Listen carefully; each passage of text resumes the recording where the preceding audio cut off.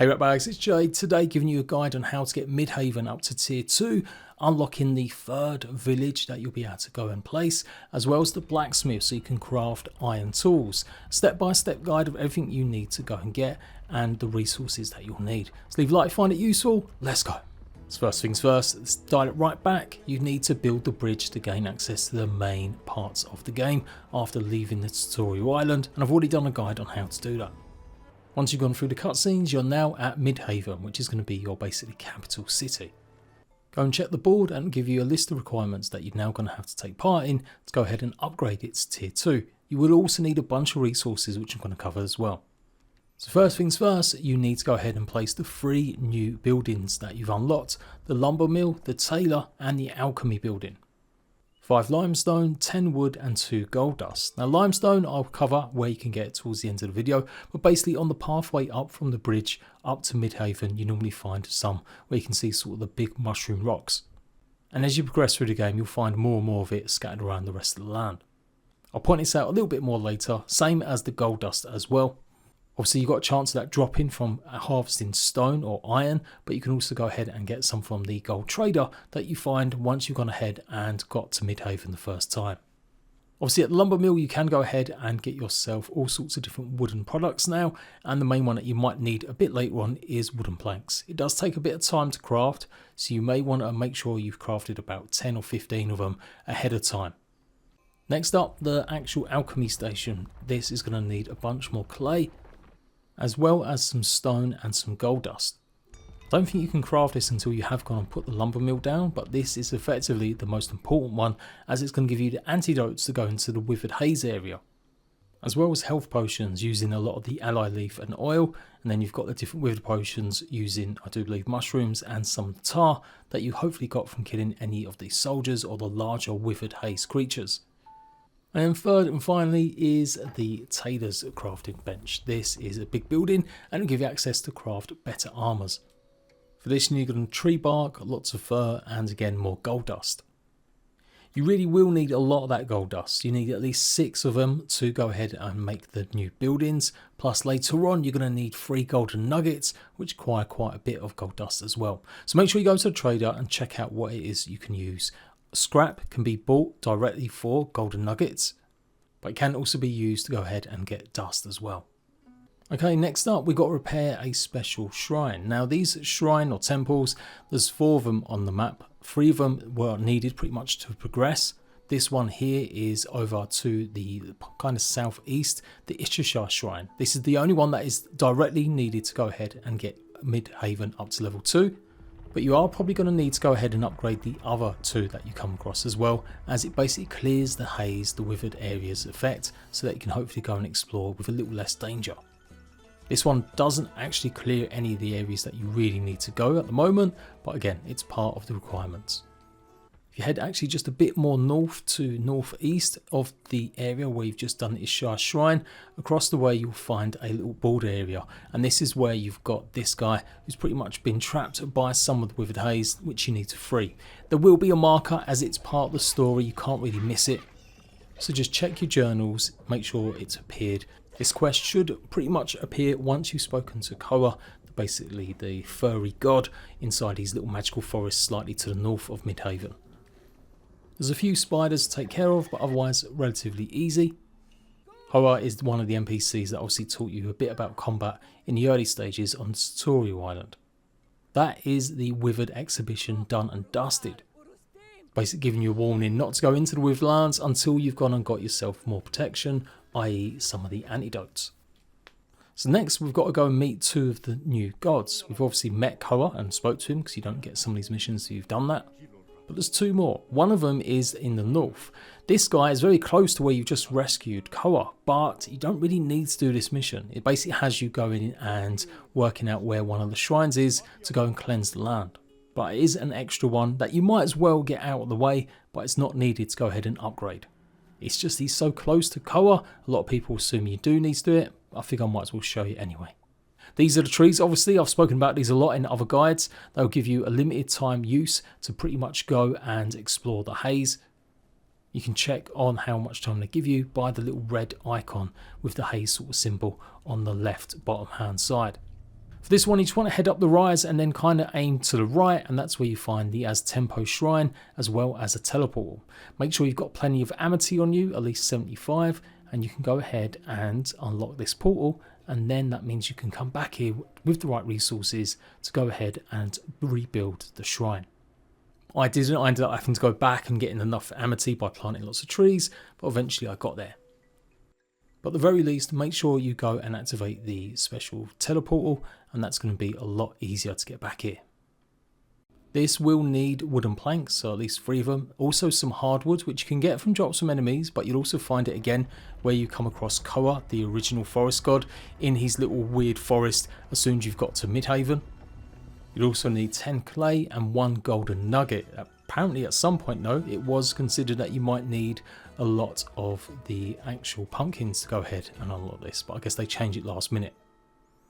So yeah, this region doesn't actually have one of the gods, but as I said, there's might as well get it done and dusted. And there's a whole bunch of new resources and stuff that you'll be able to go and hopefully check out. What we do need to do is clear the region over up to the north, not on the actual western side, regrowing Aghasba. That's another mission that we'll go and talk or sort out in a while. And again, we're going to kind of rush the portal for this one, hopefully unlock it, and then that makes it life a lot easier when it comes to going ahead and upgrading the shrine.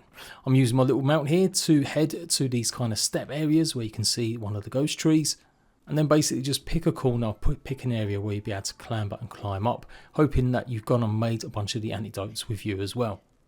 So you have to be a bit more careful because your stamina, I swear, maybe drains a little bit more, and enemies can actually hit you. Obviously the big spiders fire projectiles, you've got some of the archers that can hit you while you're climbing, so you do need to pick carefully exactly how and where you get up.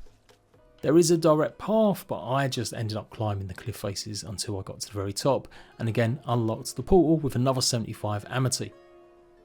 So next, the portal is actually a little bit away from where we need to get to, and basically we've got to clamber or climb up to see and meet the sky god. Now you should have by this point unlocked a new potion that allows you to go higher. Basically you use it and it throws you or flings you into the sky, but there is a pathway up. You just go past this gnarly roots and this enchanted dun, and then eventually you can climb up to this guy here.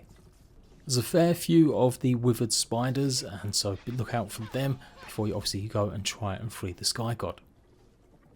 And I'm showing you this because yes, you could attempt to do this without cleansing the area, but as you can see it's pretty rough. So instead, let's go ahead and upgrade the shrine.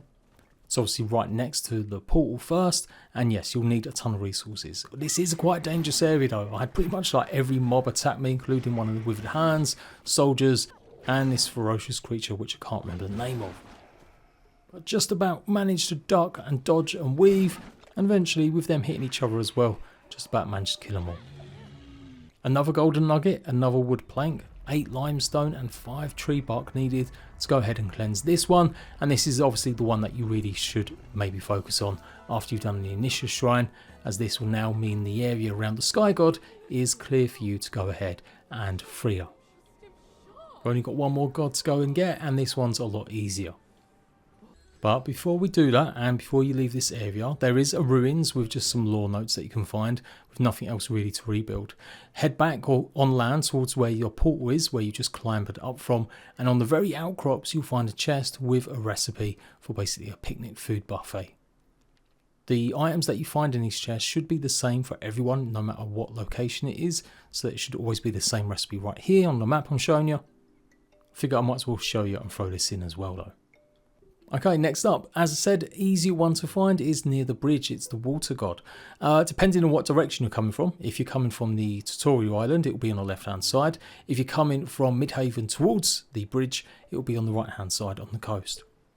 Just head down to the shoreline and you will see some wreckage, and there's some tiny little islands. Hopefully by now you've built up your stamina and you should be able to swim across to the giant turtle. To be absolutely sure though, make sure you swim to each one of the little tiny craggy islands as you make your way there. So once you've spoken to him, and it turns out he's a bit of a grumpy snapping turtle god, we're almost done and we'll be able to go ahead and upgrade Midhaven to tier 2 and unlock that blacksmith. Also worth pointing out, if you dive into the water near this guy, this is where you can find a bunch of coral, which is needed for certain upgrades and items to craft later on. It's this green tree here, just go ahead and pick it. And there you go. And if you want a quicker way to get across, well, there is one of them special jumping stones that if you hit will fling you into the sky.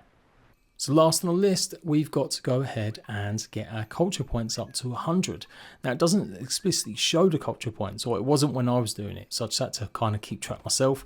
But each one of the buildings and pieces that you see should give you some points. I ended up putting down a bunch of the same buildings because it was just quick and easy and it's the resources I had. You can obviously spend a bit more time if you want to decorate your little settlement. And I do believe everything gives culture points now. When I was doing this, things like lights and stuff, certain decorations weren't, but now everything should. The larger, bigger, complex buildings will give you more culture points, and you can just go ahead and put the same ones down. They'll still give you the same amount of culture points.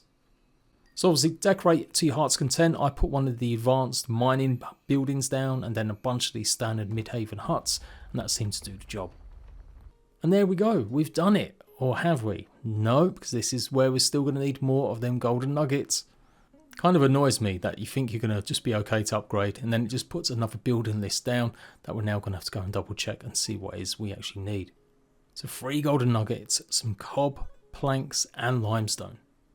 As said, use that as scraps, get rid of any resources that you're not really utilising. Any pearls that you've come across, they're really good for giving a ton of the actual scrap. A reminder that the cob is actually in the compost heap, that's where you find that. That takes a while though, so make sure you've already got a few of them cooked up.